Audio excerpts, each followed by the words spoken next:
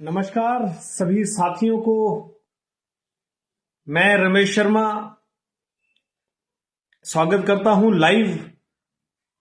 Title पर आप जैसे पढ़ रहे हैं कि जो हेडलाइन मैंने दी है वो आपने जरूर पढ़ी होगी। और आज मैं आप सब लोगों का वेलकम करता हूं हमारे साथ लाइव। जो लोग जुड़े हैं या जुड़ने जा रहे हैं उनका बहुत बहुत स्वागत है।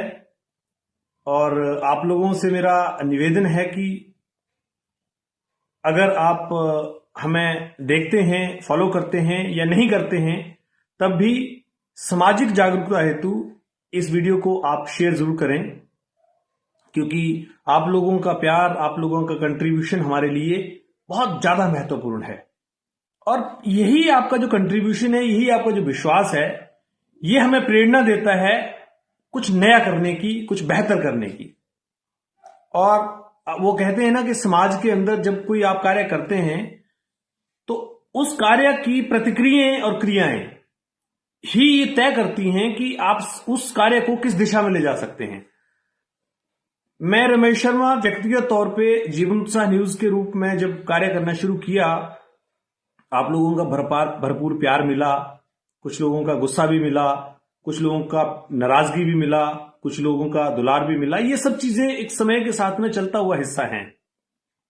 इसको लेकर कहीं भी मेरे मन में कोई ऐसी नाराजगी नहीं है कि किसी व्यक्ति ने मुझे प्यार किया, किसी ने गुस्सा किया, किसी ने नाराजगी की। बहुत सारी घटनाएं, बहुत सारी चीजें हुई और होती रहती हैं। ये समाज का एक हिस्सा है। हर चीज का एक पहलू है और हम इस देश के नागरिक हैं तो हमारे पास बहुत सारे मौलिक अधिकार हैं, हमारे राइट्स हैं, हम न्याय है, कानून है, व्यवस्थाएं हैं। हम सबका सम्मान करने वाले लोग हैं और सम्मान करते ही हुए ही हर चीज को फॉलो करते हैं।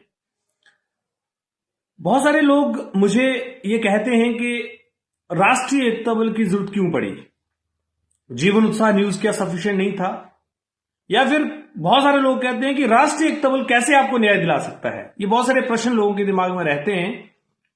तो जिन लोगों ने राष्ट्रीय एकता बल को फॉलो किया है उनसे मैं ये कहूंगा कि आप राष्ट्रीय एकता बल के हिसाब से इस बात को समझिए। लेकिन जिन्होंने जीवन उत्साह न्यूज को फॉलो किया है उन्हें जीवन उत्साह न्यूज के रूप में ही राष्ट्रीय एकता बल को समझना पड़ेगा। और जब तक आप उसको नहीं समझेंगे तब तक आपको राष्ट्रीय एकता बल की समझ नहीं आएगी।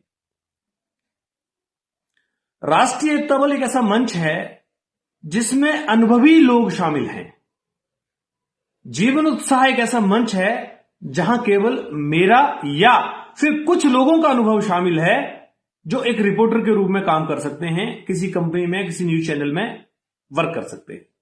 अब आप बताइए कि एक रिपोर्टर का अनुभव और एक तकनीकी आदमी का अनुभव, इन दोनों में फर्क है कि नहीं है?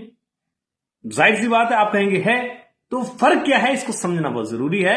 और मुझे राष्ट्रीय एकता बल को क्यों बनाने की आवश्यकता पड़ी, यह भी आपको समझना जरूरी है। विषय क्या है कि ये राष्ट्रीय एकता बल जीवन उत्साह से डिफरेंट क्यों है, अलग क्यों है? देखिए, मीडिया जो है वो एक ऐसी एजेंसी है, एक ऐसी ऑर्गेनाइजेशन है जो किसी बात को प्रेजेंट करती है, प्रेजेंटेशन दे सकती है। लेकिन कई बार किसी व्यक्ति के अंदर, जैसे मुझे बहुत सारे लोग कई बार बोलते हैं कि आप यार जज बन के फैसला कर देते हो। ये एक्चुअली मैं फैसला नहीं करता, ये जो मेरा व्यक्तित्व है बेसिकली वो व्यक्तित्व फैसला करवा देता है। क्योंकि देखिए, हर व्यक्ति का अपना एक व्यक्तित्व है। उस व्यक्तित्व का छाप उसके धंधे में, उसके कारोबार में, उसके प्रोफेशन में, जिस भी काम को वो करता है उसके अंदर पड़ता ही पड़ता है। और सबसे बड़ी बात क्या है कि अगर मेरा व्यक्तित्व वैसा नहीं होता तो मैं भी साधारण उन पत्रकारों की तरह ही काम कर रहा होता जो बाकी लोग कर रहे हैं, जो पत्रकारिता में कर रहे हैं। तो मेरा व्यक्तित्व पत्रकारिता से हटकर थोड़ा सा एक अलग लीग पे है, जहां पर वो थोड़ा सा इस बात पे चला जाता है कि लोगों को न्याय मिलना चाहिए और केवल खबर बनकर नहीं रह जाना चाहिए, उसका समाधान होना चाहिए। अब बस यही फर्क है। और जब मैं पत्रकारिता में इस एटीट्यूड को लेकर चल रहा था तो वो एटीट्यूड लोगों को एक नया एटीट्यूड लग रहा था। क्योंकि वो, मैं समझता हूं कि पत्रकार का रोल है सिर्फ खबर को लाना और बताना। इसके आगे पत्रकार की ना हिम्मत है ना हैसियत है। अब बुरे लगेगी कुछ पत्रकार भाइयों को, लेकिन मैं हैसियत मतलब उस लेवल पे नहीं बोल रहा हूं, मैं इस लेवल पे बोल रहा हूं कि हमारे पत्रकार भाई जितने भी हैं वो आज एक ऐसी हड्डी को, जैसे कि कहते हैं ना, एक हड्डी को हम चूसते हैं तो हमें लगता है उसमें खून निकल रहा है, जबकि वो हमारा अपना निकल रहा होता है। और पत्रकारिता जगत कुछ ऐसा ही जगत है जहां पर केवल उनको अब यह लगता है कि उनका जो रिस्पेक्ट है समाज में, उनकी जो कदर है मार्केट में, वो कदर कहीं कम ना हो जाए, इसलिए पत्रकारिता करते रहना पड़ता है। पत्रकारिता को छोड़कर उनको कहीं ना कहीं ऐसा लगता है कि अगर पत्रकारिता नहीं करेंगे तो वापिस वो कहीं ना कहीं किसी राजनीति का शिकार या किसी इनजस्टिस का शिकार होना शुरू हो जाएंगे। बस यही फर्क है साहब। अब इसको आप मानिए मत मानिए, इससे कोई फर्क नहीं पड़ता, सच्चाई यही है। Most of the journalist are only working for to create their positions, कि भाई चलो अपना समाज में नाम है, 11 पत्रकार हैं, भले वो काम किसी का भी करते, कुछ भी करते हैं, भले वो दुकान ही क्यों नहीं करते हैं, बट बीइंग ए जर्नलिस्ट वो इन्वॉल्व रहना चाहते हैं, क्योंकि उनको पता है कि उससे रहने से उनका जो रसूख है समाज में वो थोड़ा सा बना रहेगा। बस मैं यही जो है वो नहीं समझ पा रहा था, और मुझे वही रसूख जो था वो नहीं जच रहा था। मुझे ऐसा लग रहा था कि एक जर्नलिस्ट होने के नाते मैं कुछ लोगों की तो मदद कर रहा हूं, लेकिन उस मदद को भी मैं सिरे तक नहीं ले जा पा रहा हूं, और इसीलिए मैंने ये एक नई सोच के साथ में राष्ट्रीय एकता बल का गठन कर दिया। राष्ट्रीय एकता बल, जैसे मैंने आपको बताया, इसका काम करने का तरीका क्या है मैं आज आपको बताऊंगा। राष्ट्रीय एकता बल एक ऐसी संस्था है जो तकनीकी लोगों को साथ लेकर उनका एनालिसिस करवाकर समस्या का समाधान कराने के लिए विभाग के पास जाएगी। अब देखिए होता क्या था कि पहले हम विभाग के पास जाते थे, विभाग के एक इंक्वायरी बिठा देता है, और वो इंक्वायरी बीरबल की खिचड़ी की तरह पूरी जिंदगी चलती रहती है। ना वो बीरबल की खिचड़ी पकती है और ना ही लोग खा पाते हैं। इंक्वायरी पे इंक्वायरी, इंक्वायरी पे इंक्वायरी, ब्लॉक में चले जाइए, डिपार्टमेंट किसी भी विभाग में चले जाइए, आज भी अगर आप एक आरटीआई फाइल कर दें किसी ब्लॉक के अंदर, तो मैं दावा करता हूं कि 100 से ज्यादा इंक्वायरीज तो पिछले 10 सालों, 15 सालों, 20 सालों में पेंडिंग चली होगी। आज तक उसका कोई रिपोर्ट बना भी होगा तो किसी के सामने आया नहीं होगा। फिर उस इंक्वायरी का फायदा क्या साहब? तो राष्ट्रीय एकता बल ने एक बड़ा सिस्टमेटिकली प्लान किया, और इस प्लान को मैं आपके सामने रखूंगा। अगर इस मेमोरेंडम को, राष्ट्रीय एकता बल के मेमोरेंडम को अगर आप पढ़ना चाहें तो राष्ट्रीय एकता बल .org साइट पे जाइए। अबाउट अस के अंदर हमारे डॉक्यूमेंट्स हैं, जिसके अंदर हमारे पूरी डीड डली हुई है मेमोरेंडम की। आप उसको पढ़िए, 32 से 35 पन्नों की डीड आप उसको पढ़ेंगे तो आपको पता चल जाएगा कि राष्ट्रीय एकता बल का थॉट, राष्ट्रीय एकता बल की सोच कहां तक जा रही है और कैसे उसको इंप्लीमेंट किया जा सकता है।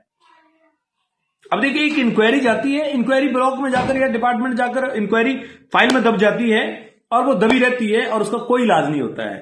जो शिकायत करता है वो उतनी अप्रोच नहीं रख पाता है कि वो रोज विभाग में जाकर पूछ पाए कि yes what about the inquiry, और विभाग इतनी जहमत उठाता नहीं है कि उसको बताए, बोला हु आर यू, हम आपको जवाब देंगे, इंक्वायरी कंप्लीट हो जाएगी, चल रही है। तो राष्ट्रीय एकता बल यहां पर जो सबसे बड़ा रोल है वो राष्ट्रीय एकता बल का बनता है कि एक तो जो इंक्वायरी दी है वो कभी पंचायत में किसी ब्लॉक में नहीं होगी। एंड हम क्यों जाए आपसे इंक्वायरी करने के लिए? हमने आपको भ्रष्टाचार का मुद्दा दिखाया, उसकी टेक्निकल असिस्टेंट रिपोर्ट देंगे, आपको तकनीकी आदमी द्वारा देंगे, आपके विभाग का ही रिटायर्ड आदमी देंगे जो उसको रिपोर्ट को सही प्रूव करेगा कि यस इसके अंदर ये एमबीज हैं, ये गलतियां, ये चीजें, ये तरीके, ये सब चीजें हैं। और हम आपसे इंक्वायरी मांगने नहीं आएंगे सब, आप इंक्वायरी की रिपोर्ट देने आओगे कोर्ट में। राष्ट्रीय एकता बल आपके पास इंक्वायरी मांगने नहीं आएगा साहब। राष्ट्रीय एकता बल का लॉयर आपको नोटिस भेजेगा और अपना जो पक्ष है वो आप कोर्ट में रखेंगे जाकर।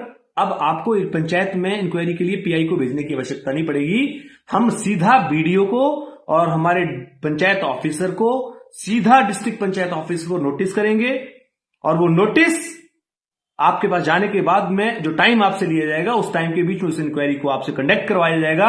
अन्यथा माननीय न्यायालय अभी बैठा है और आपको उस इंक्वायरी का जवाब, उस रिपोर्ट का जवाब वहां आकर देना पड़ेगा। यह राष्ट्रीय एकता बल का काम, क्योंकि आपने तो लोगों को उलझाया हुआ है इंक्वायरीज में, आपने तो लोगों को इतना बेवकूफ बनाया हुआ है कि कभी इस नेता का फोन, कभी इस नेता का फोन। अच्छा, हमारे को अधिकारी कई बार बोलते हैं यार क्या करें, फलाने रिप्रेजेंटेटिव का फोन आ गया, उसने परेशान कर दिया, आप तो परेशान हुए पड़े हैं, नहीं करते तो यहां खतरा, अधिकारी बेचारे काम करना चाहते हैं यार। मैं मीडिया के माध्यम से शायद ये बात ज्यादा नहीं समझ पाया था, लेकिन ये जो टाइम मुझे 1 से 1.5 साल 2 साल लगे इन सब चीजों को करने कराने में, ऐसे टाइम में मैंने बहुत सारे अधिकारियों से बात की, समझा, तो मुझे बहुत सारे अधिकारियों ने अपना दर्द बताया कि यार हम चाहते हैं कि पब्लिक का काम हो, लेकिन पब्लिक का काम करने से पहले पब्लिक ही ऐसी होती है जो नेताओं की कहीं ना कहीं चमचागिरी कर रही होती है, और वो नेता के पास जाकर, और जो नेता सपोर्ट में होता है और वही नेता उसको कहीं ना कहीं अधिकारी को रोक देता कि नहीं ये मेरा आदमी है, इसका काम होना चाहिए। तो ये जो राजनीति का एक बहुत बड़ा पार्ट जो कहीं ना कहीं हमारे अधिकारियों के ऊपर बैठा हुआ है, इस पार्ट को तोड़ने के लिए राष्ट्रीय एकता बल काम करेगा साहब। और हम देखेंगे कौन सा नेता प्रेशर करता है साहब। हम उस नेता से सामने जाके पूछेंगे कि बता भाई तुझे दिक्कत क्या है। अगर नियमों के विरुद्ध कोई काम है तो हम भी नहीं कराएंगे सब, नियमों के विरुद्ध कोई काम होगा हम भी नहीं बोलेंगे, लेकिन नियमों के तहत कोई काम होगा तो साहब किसी नेता का प्रेशर चलने नहीं देगा राष्ट्रीय एकता बल, ये बात तो गारंटेड है। नहीं तो नेता को भी कोर्ट में ले आएंगे साहब, और कहीं प्रूफ मिल गया ना नेता का इन्वॉल्वमेंट है और कोई रिकॉर्ड हमारे पास आ गया तो फिर सब नेता को भी कोर्ट में ले आएंगे, ये ध्यान रखना। क्योंकि देखिए ये मीडिया नहीं है, ये एक रजिस्टर्ड संस्था है, और इस संस्था के पास सभी पावर्स जो एक समाज के लिए चाहिए वो होंगी। और ये जितनी भी कंप्लेंट्स आएंगी, ये कंप्लेंट्स के बाद में अगर अधिकारी इन शिकायतों को उनके पास, देखिए हमने एक पोर्टल, एक प्लेटफॉर्म सेट किया है, अब इसको समझिए आप। अभी आप एक खबर के लिए पत्रकार को बुलाते हैं, पत्रकार खबर बनाता है, खबर खबरों में चली जाती है और गुम हो जाती है। अब ऐसा नहीं होगा साहब। अब आपने कोई भी शिकायत अधिकारी को, कर्मचारी को, डिपार्टमेंट को दी, 2 दिन, 4 दिन, 5 दिन, 10 दिन, 15 दिन के अंदर आपका काम नहीं हुआ, वही शिकायत आप राष्ट्रीय एकता बल को भेज देंगे और वो शिकायत हमारे पोर्टल पे रजिस्टर्ड हो जाएगी और उसका एक कंप्लेंट नंबर कंप्लेनेंट को जाएगा। उस शिकायत पर अब हमारे टेक्निकल रेबल जो होंगे, जो ब्लॉक लेवल पे भी होंगे, जिस डिपार्टमेंट की आपने कंप्लेंट भेजी है उसी डिपार्टमेंट का टेक्निकल आदमी हमारे पास, रिटायर्ड जो आदमी होगा वो होगा, और उसको वो रिपोर्ट जाएगी।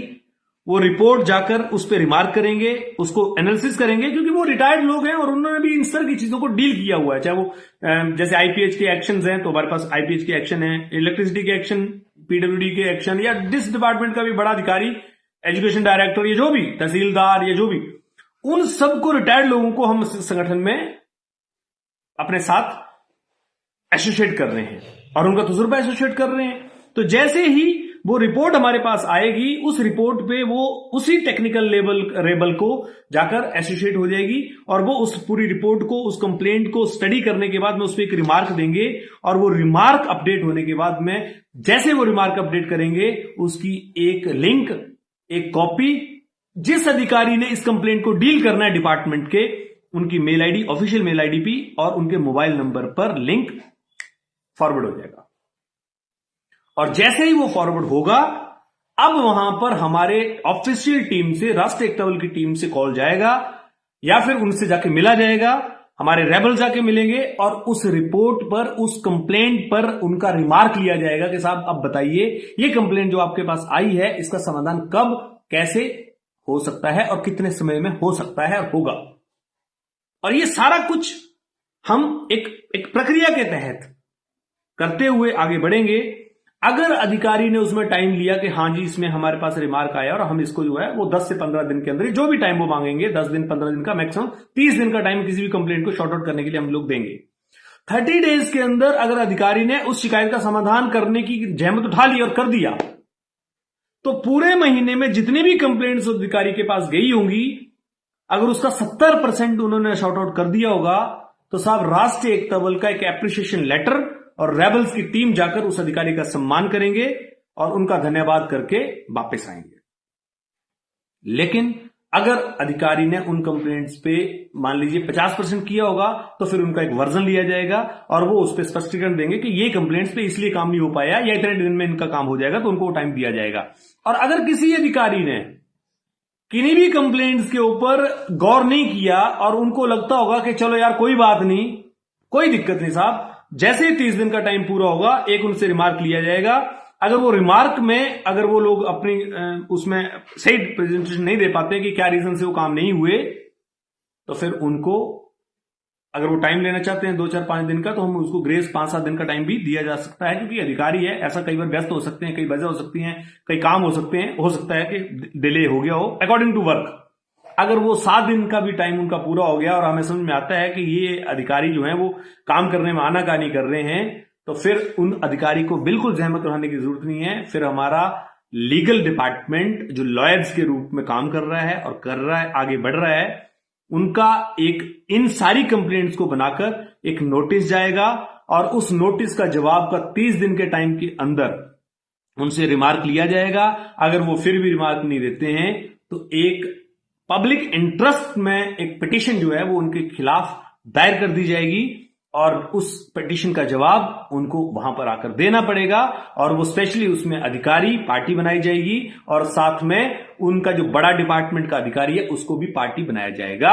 और इवन देन यहां पर और जो भी लोग शामिल होंगे, अगर उनके एविडेंस हमारे पास बीच में आ जाएंगे कि वो काम को रुकवा रहे हैं किसी रीजन से, तो उनको भी पार्टी बनाकर माननीय न्यायालय के सामने लाया जाएगा। और ये हम नहीं करेंगे, ये रेबल्स नहीं करेंगे, इसके लिए एक लीगल टीम हमने बनाई है और वो लीगल टीम काम करेगी। तो ये राष्ट्रीय एकता बल करेगा। अब बताइए क्या मीडिया इतना काम कर सकता है? क्योंकि मीडिया को इतना काम करने के लिए तो बहुत सारा फंड चाहिए, लेकिन राष्ट्रीय एकता बल के पास जो लोग एसोसिएट हो रहे हैं, जो मेंबर्स बन रहे हैं, वो एक मेंबरशिप फीस दे रहे हैं, संस्था को दे रहे हैं, वो सारा पैसा ट्रांसपेरेंट तरीके से लोगों को न्याय दिलाने में और लोगों को कहीं ना कहीं इस समस्या से, इस लड़ाई से लड़ने में काम किया जाएगा। इसलिए राष्ट्रीय एकता बल एक मजबूत ऑर्गेनाइजेशन के साथ काम करेगा। फिर वो चाहे पंचायतें हैं, पंचायतों में लोग देखिए बता रहे हैं कि जो आवाज उठाता है उसका काम पंचायत वाले रोक देते हैं। ये दादागिरी है। अब घबराने की जरूरत नहीं है, राष्ट्रीय एकता बल के साथ जुड़िए। राष्ट्रीय एकता बल आपको एक आवाज भी देगा, पहचान भी देगा और न्याय, क्योंकि देखिए हम न्याय की बात कर रहे हैं ना, यह कोई गुंडागर्दी तो है नहीं। यहां पर अधिकारियों का काम, कर्मचारियों का काम क्या है? उनका काम यही है पब्लिक की सेवा करना, पब्लिक के जो सही काम है उनको किया जाए। और देखिए राष्ट्रीय एकता बल के माध्यम से मैंने अभी 4 लगभग मुद्दे उठाए हैं, और God of the grace of the God for with the blessing of all peoples, हमारे 4 कामों में से लगभग 3 काम, जो 4 ही काम लगभग जो हैं वो ऑलमोस्ट कंप्लीशन पे आ गए हैं 4-5 दिनों में ही। इसके लिए हम डिपार्टमेंट अधिकारियों का, जो पीडब्ल्यूडी विभाग का, एक आईपीएच विभाग के 2 मुद्दे थे, उनका एक पीडब्ल्यूडी विभाग का मुद्दा था, मतलब 3-4 मुद्दे अभी इन्हीं डिपार्टमेंट से आए हैं और इनके जो है वो लगभग शॉर्ट आउट हो गए हैं। 2 मुद्दे इनमें शॉर्ट आउट हो गए हैं और तीसरे पे वर्किंग चली हुई है। चौथे मुद्दे पे जो है वो अभी आपको मैं कवरेज नहीं दे पाया हूं, वो कवरेज आपके बीच में आज शाम को या कल आ जाएगी। वो कवरेज आने के बाद में फिर उसको भी 2 से 4 दिन के अंदर शॉर्ट आउट कराने के लिए काम किया जाएगा। यानी 100% सोल्यूशन की मैं गारंटी नहीं दे सकता, लेकिन जो भी काम नियम के अनुरूप होगा, जो नियम के तहत हो सकता है। देखिए हम गुंडे लोग तो है नहीं, बदमाश तो है नहीं जो किसी के कनपट्टी पे चाकू रख देंगे या थप्पड़ मार देंगे। हम तो कानूनी प्रक्रिया के तहत सभी काम करेंगे। हमारी किसी पंचायत से, किसी अधिकारी से, किसी से कोई दुश्मनी नहीं है, कोई व्यक्तिगत रोष नहीं है। अगर व्यक्तिगत रोष होगा तो व्यक्तिगत तरीके से निपटेंगे, लेकिन तब भी कानूनी रूप से ही निपटेंगे। लेकिन आम जनता के काम होने चाहिए, यही हमारा मोटिव है। और मुझे लगता है हमारे अधिकारियों का, हमारे कर्मचारियों का, हमारी सरकारों का, हमारे प्रतिनिधियों का भी कहीं ना कहीं यही मोटिव है कि लोगों के काम हो और लोग जो उनके मौलिक अधिकार हैं उनके अनुसार आगे बढ़े। तो राष्ट्रीय एकता बल एक ऐसी संस्था है जो कि कानूनी रूप से रजिस्टर्ड है, मान्यता प्राप्त है, और इसमें जो लोग हैं वो सभी लोग सर्टिफाइड हैं, मेंबर्स हैं, और उन लोगों को अकॉर्डिंग टू देयर पोजीशन उनको आगे पोजीशन मिलती है। तो धीरे धीरे ये संस्था जैसे जैसे आगे बढ़ेगी वैसे वैसे आप देखेंगे इसके अंदर और भी लोग, बहुत ही एक्सपीरियंस लोग आने शुरू हो जाएंगे। अभी थोड़ा सा हम लोगों को, क्योंकि शुरुआत कर रहे हैं तो थोड़ा सा लोगों को जल्दी विश्वास नहीं होता है, लेकिन जैसे जैसे हम काम करेंगे वैसे वैसे हम आपको यकीन दिलाते हैं कि बहुत सारे लोग इसके अंदर जुड़ेंगे। आम लोगों से मेरी ये निवेदन है कि आप लोग भी संस्था के साथ जुड़िए, क्योंकि आप लोगों का थोड़ा सा कंट्रीब्यूशन आप लोगों का सपोर्ट इस संस्था को आगे ले जा सकता है और इस संस्था के माध्यम से बहुत सारे लोगों के काम कराए जा सकते हैं। तो प्लीज आप साथ में जुड़ें और इस संस्था के साथ में आप अपनी कंट्रीब्यूशन करें। अगर आप किसी भी विभाग से रिटायर्ड हैं, कर्मचारी के रूप में, अधिकारी के रूप में, या कोई भी 4th class, 3rd class, 2nd class, A1 class, gazetted post, कोई भी पोस्ट से, पुलिस विभाग, आपका कोई भी PWD, IPH, किसी भी विभाग से, फॉरेस्ट विभाग से, किसी से भी, कहीं से भी, अगर आप सरकारी या गैर सरकारी किसी भी संस्थान से तजुर्बा रखते हुए अगर रिटायर हुए हैं तो अपने तजुर्बे का इस्तेमाल कीजिए। घर में बैठे बैठे वैसे भी बोर हो जाते हैं साहब, आज समाज के लिए कुछ थोड़ा करेंगे तो एक नई उमंग, नई जागरूकता आएगी। हमारे रेबल्स तो आप देख ही रहे हैं, कुछ काम कर रहे हैं। जो रेबल्स अभी 10-12 रेबल्स हमारे साथ आए हैं, वेल एक्सपीरियंस्ड लोग हैं साहब, 40-40 सालों का तजुर्बा उनका अलग अलग डिपार्टमेंट में है। और मुझे ऐसा लगता है कि ऑलमोस्ट जो कर्मचारी होते हैं वो बहुत ईमानदारी से काम करना चाहते हैं, लेकिन कई मजबूरियां उनकी रहती हैं। वो मजबूरियां मेरे से ज्यादा आप लोग जानते हैं। तो फिर भी मैं ये कहूंगा, आप लोग आइए, जुड़िए, आपका स्वागत है राष्ट्रीय एकता बल में। और ये संस्था बहुत ईमानदारी से आगे काम करते हुए बढ़ रही है और मैं आपको भरोसा दिलाता हूं ये नए इतिहास लिखेगी और नई उपलब्धियां हासिल करेगी, लोगों को न्याय दिलाने के लिए काम करेगी और इसके साथ साथ में लोगों का विश्वास भी जीतेगी। मीडिया से अलग एक नई भूमिका लेकर, एक नया विश्वास लेकर, मीडिया का साथ लेकर, क्योंकि राष्ट्रीय एकता बल और जीवन उत्साह सिस्टर कंसर्न एक तरफ से एक दूसरे के साथ हैं, पैरेलल हैं, और पैरेलल हैं तो दोनों का ही फायदा लोगों को मिलेगा। आप लोग विश्वास रखिए और साथ में चलिए। जय हिंद, जय हिमाचल। आप लोगों का बहुत बहुत धन्यवाद।